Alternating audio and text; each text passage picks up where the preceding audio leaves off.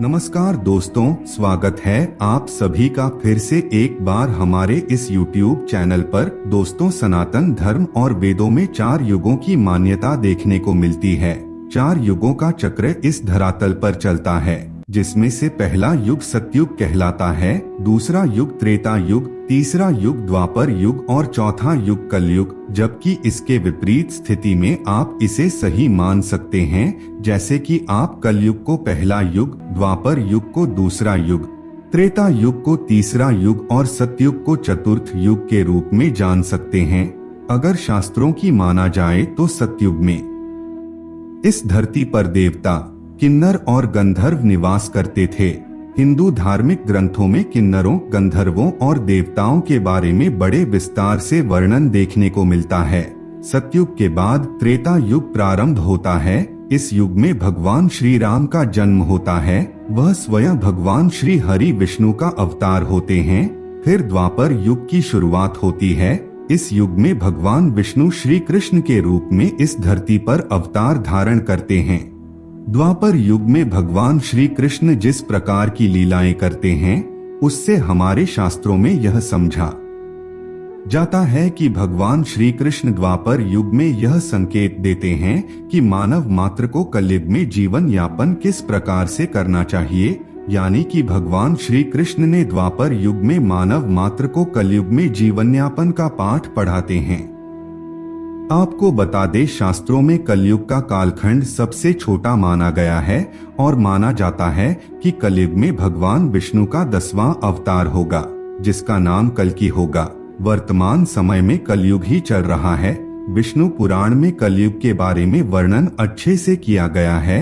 विष्णु पुराण में यह बताया गया है कि कलयुग में पाप इतना ज्यादा बढ़ जाएगा कि सृष्टि का संतुलन बिगड़ जाएगा। कलयुग के बारे में बताया गया है कि कन्याएं सिर्फ 12 साल की उम्र में गर्भवती होने लगेंगी। मनुष्य की आयु औसतन 20 वर्ष रह जाएगी।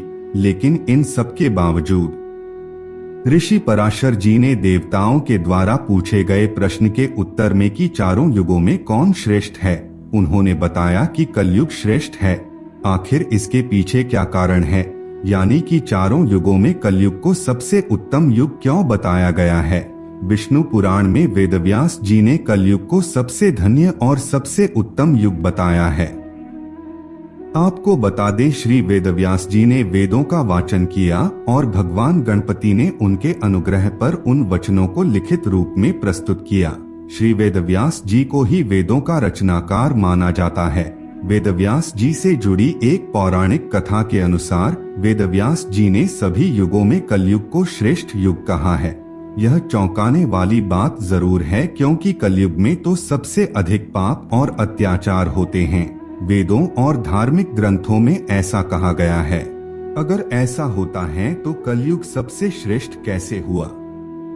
दोस्तों, विष्णु पुराण में वर्णित एक घटना के अनुसार मुनिजनों और ऋषियों के साथ चर्चा करते हुए वेदव्यास जी कहते हैं, हे मुनिजन, सभी युगों में कलयुग ही सबसे श्रेष्ठ युग है, क्योंकि 10 वर्ष में जितना व्रत और तप करके कोई मनुष्य सतयुग में पुण्य प्राप्त करता है, त्रेता युग में वही पुण्य 1 साल के तप द्वारा प्राप्त किया जा सकता है। ठीक इसी प्रकार उतना ही पुण्य द्वापर युग में 1 महीने के तप से प्राप्त किया जा सकता है। तो वहीं कलयुग में इतना ही बड़ा पुण्य मात्र 1 दिन के तप से प्राप्त किया जा सकता है।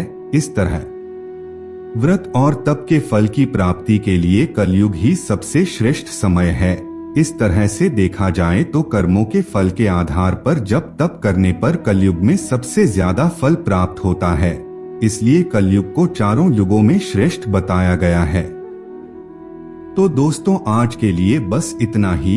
उम्मीद करते हैं हमारे द्वारा दी गई जानकारी आपको पसंद आई होगी। अपने दोस्तों रिश्तेदारों के साथ शेयर अवश्य करें।